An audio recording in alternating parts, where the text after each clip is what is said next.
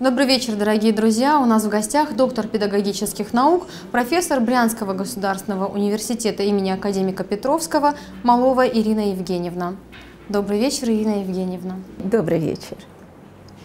Ирина Евгеньевна, насколько я знаю, вы приехали в Северную Осетию с особой миссией. Расскажите, пожалуйста, с какой целью вы сегодня здесь? Что сейчас происходит? Сейчас организовали курсы повышения квалификации для тех людей, которые могут помочь другим учителям решить проблемы матобразования. Какие это проблемы? Вот я назову две из них, хотя их много проблем. В концепции развития математического образования поставлена задача обеспечить математическую успешность каждого ученика. С ним учителя спорили, возможно ли вообще так сделать, чтобы каждый ученик был успешен по математике. Задача такая поставлена, так ее решить можно, если опираться на определенные закономерности, которые существуют в методике. Их надо знать. И вот мы собирались сегодня с учителями в рамках двухдневного мероприятия и рассматривали вопросы психолого-педагогических основ обучения математике. А вторая составляющая – это учителя желают узнать, что еще нового можно сделать, как совершенствовать себя.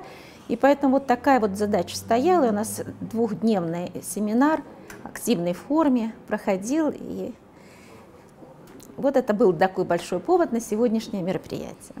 Вы проводите различные методические семинары, курсы для педагогов из районов. Как вы считаете, вот в сложившейся ситуации, когда есть проблемы с математическим образованием, есть ли в Северной Осетии потенциал и насколько возможна реализация программы? Значит, так случилось, что в 2013 году, на мой взгляд, человек, который составляет гордость Северной Осетии, Алания, это Кусраев Анатолий Георгиевич, он директор Южного математического института, сам очень крупный математик, известный в области математических наук человек, который болеет за математическое образование. И он обратился в первую очередь к своей помощнице Вере Сергеевне Абатуровой. Это директор Владикавказского центра непрерывного математического образования, с тем, чтобы найти людей, которые могли бы как-то помочь учителям учить детей так, чтобы каждый стал успешным. И вот так вот случилось, что в первую очередь связь у нас образовалась с этими двумя людьми. И вся программа, которая составлялась концепцией, получалась вот такая вот с нуля. И я видела, какую огромную работу проделали эти люди, как продуманно была сделана координация различных структур. Может быть, вы мне сами скажете, какие это важнейшие структуры, которых вот удалось объединить. Для реализации программы в Северной Осетии объединился ряд профильных учебных заведений. И все это происходит под эгидой Министерства образования и науки нашей республики. Продумано, как работать с детками, которые одаренные, как работать с детками, которые хотели бы и не хватает им данным, там огромная программа дистанционного обучения связана. И как помочь учителю, который не владеет теми методиками, которые помогали бы решать эту задачу. И вот эта продуманность первая, системность, эта программа, по-моему, до 2020 года прописана, следующее объединение всех усилий и научная база. И вот благодаря такому соединению, и мне кажется, там огромную роль играет ваш министр, который заинтересованно спрашивает, что можно сделать и так далее. И поэтому я верю, что успех этой программы будет стопроцентный, если не больше. В Северо-Кавказском федеральном округе отсутствует методика обучения математике как научного направления. Его нужно развивать в регионах. А Владикавказ может быть центром по развитию данной концепции. Полагаясь на ваш богатый опыт, как вам кажется, что можно было бы сделать для более успешного развития данной концепции в нашей республике? Мне кажется, уже работа началась, да, потому что есть люди, которые серьезно занялись научной работой в области методики обучения математике. Вторая составляющая – нужно предоставить возможность. И вот такая возможность тоже входит в эту программу, она входит, и ближайшее июль 2015 года организована международная конференция, в рамках которой второй раз будет секция математического образования. И уже люди готовят свои научные результаты в этой области и докладывают. И я очень рада, что не только приезжие люди, но и из Владикавказа выступают с научными. Я очень надеюсь, мы так договорились, во всяком случае, что учителя тоже будут подтягиваться к научной работе в области методики обучения математики. Есть интереснейшие у вас учителя. Что у вас вот делается? Вот есть клубы по интересам. Есть учителя, которые хотят и умеют работать в режиме олимпиадного движения.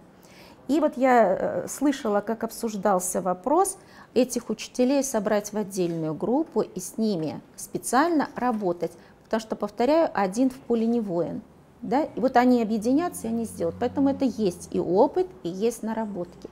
Есть учителя, которые интересуются старшей школой, они тоже объединяются в группы и тоже работают. Независимо от того, ты в сельской школе или ты во Владикавказе, да, все проблемы можно решить только коллективно. Ирина Евгеньевна, что бы вы сказали сегодня учителям и их ученикам, которые встают на путь науки? Если дети встают на путь науки, я им сегодня сказала, говорю, дети, вы должны прекрасно понимать, что вы работаете на Россию, на страну свою, потому что нам нужны интеллектуальные люди. Да, я еще один момент не сказала, я сейчас скажу. Значит, дети, учителям я бы побольше веры в то, что их дети смогут. Вот один маленький момент. Сегодня на занятиях. Дети так не скажут, учитель утверждает. Я говорю, давайте попробуем. Все. И дети, конечно же, фильм включаю, и там дети говорят то, что учитель даже не предполагал, только дай им возможность это сказать. То есть учителям, веры в себя, коллективно работать друг с дружкой и помнить, что есть методика, есть наука, на которую можно опереться, если ты этим будешь владеть, ты сам... А еще что я не сказала, и я прошу простить, что вот так вот в конце. Есть такая порой крайне нехорошая ситуация, когда говорят там сверху или откуда, это надо сделать. И перекладывают это надо сделать на учителя. Ты сам придумай, как это надо сделать. Эта ситуация нехорошая тем, что учитель, он не может сделать сразу все. Поэтому учителю нужно дать содержание, ему нужно дать такие тексты, учебные тексты, на которых он легко может вести и урок, и помочь детям. И вот такие тексты мы сегодня обсуждали. Тексты издаются в издательстве «Бином», будет у нас просвещение издательство, и называется «Лаборатория знаний». То есть тексты написаны, мы уже говорили, приезжали люди, руководители этого проекта.